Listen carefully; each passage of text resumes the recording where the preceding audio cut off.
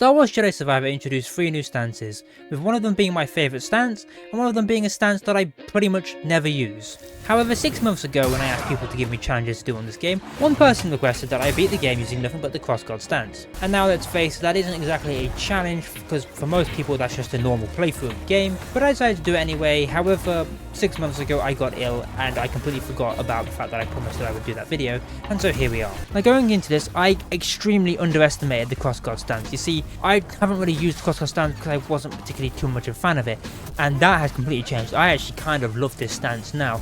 I wouldn't necessarily use it that much anyway, because I absolutely love the dual wield stance, as if you've watched my videos you will know that, but oh my god, it is so fun to play a stance where you can actually slice someone and they die immediately, or it does so much damage to them. But the Crossguard stance is slow, and that's what I didn't really like about the stance when I first saw it, is the fact that it was really slow. And this is still a problem, but obviously this is balancing, because the stance is powerful, but in order to balance the fact that it is really powerful, they've made it slower.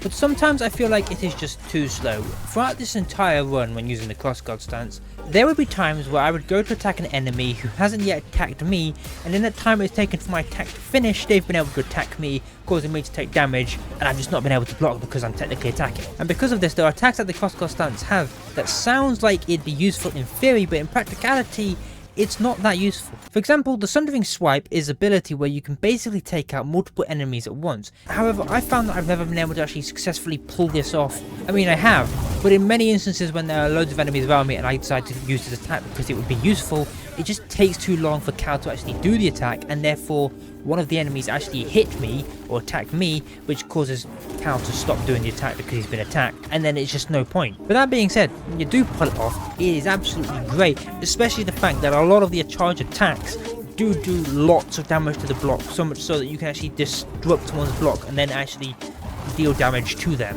So, you know, it's not actually all bad. Now, you may think that because of this I have died a lot.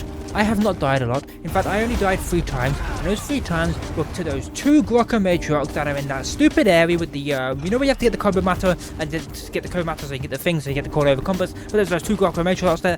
Oh my bloody god, those, I don't know why, but with the Crossguard stance, trying to fight those 2, the Crossguard, you would try and attack them, but then they would try and attack you, but you wouldn't be able to attack them because they would attack you, but it was not going to work probably because I don't know why, it's just, and pain, and then the frame rate issues, and then it's just, and then I died 3 times. You know what, if I hadn't have died there at all, and I just managed to finish, I would have beat the entire fucking game of Jedi Survivor without actually having dying. But no.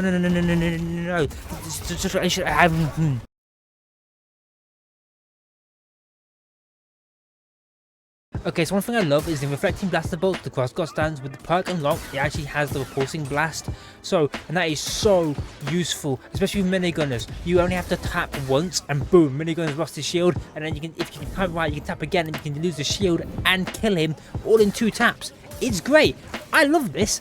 That is great. That is one of the best parts of Crossguard things. Maybe I might just have the Crossguard as like my secondary that I'll just switch to, just so I can purely one tap with the blaster bolts. That is overpoweredly and overly good.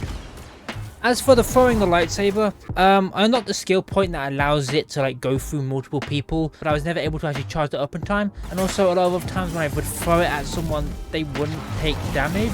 I just think I might not have done it properly, so I don't really want to judge the throwing lightsaber part of the Crossguard stance, because I just don't think I probably was able to actually maneuver it correctly. Now, when it comes to boss fights, the stance is absolutely amazing, okay? If you've watched this channel, you'll know how much I don't like Bode, the boss fight, okay, I'll be honest. And most of it is a meme, but I'm not particularly too much of a fan of the Bode boss fight. It's actually really hard. I always struggle with it, but for the first time, well, it's not for the first time, but I actually managed to beat Bode first try with this Crossguard stance, and yes, a lot of it, actually, I can sort of say that it wasn't the stims this time, because I did have a fair amount of stims left over. Okay, the third part of the fight was really hard, but for some reason I just think I lost the parry timing. That's kind of on me. That's not a Crossguard fault, that's just me being stupid. But in general, with boss fights, I was expecting the same sort of experience that you have with enemies, and that being that you go to attack and they attack you before you can attack them.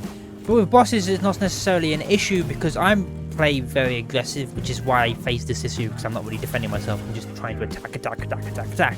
And with the bosses, you can attack, and defeat their block, and then you're going to keep attacking, and you're just constantly putting pressure on them, especially with bosses like Ravus, except for the second fight where you have to go for a bit more defensive. With bosses like Ravus, with the Ninth Sister, with Dagon, especially Dagon. Dagon is one that I usually also struggle with as well, but I also actually did Dagon first try because obviously I only ever died to those bloody Gorgo Major Constituents. But yeah, the Crossguard is great for bosses. But overall, I actually really like the Crossguard stance now compared to how I was before, which was basically I didn't really care for it too much.